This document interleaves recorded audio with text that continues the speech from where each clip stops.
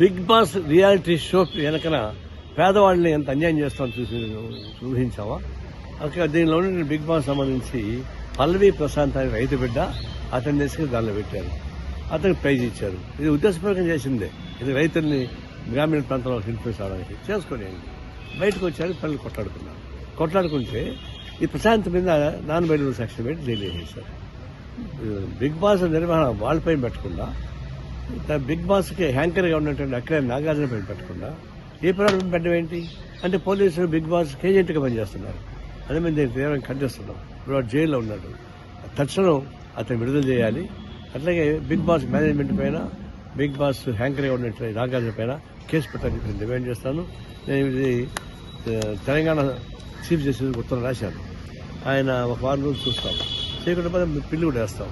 ఇది చాలా అన్యాయం. బిగ్ బాస్ వెనకాల జరిగే దురాగతాల్లో ఒక రైతు బిడ్డ అన్యాయం అయిపోయాడు. దీన్ని అందరూ కలిసి కాపాడుకోవాలి. బిగ్ బాస్ ఫైట్ చేయాలి. దాన్ని రద్దు చేసేదని కొట్టాడతారని చెప్తా ఉన్నాను.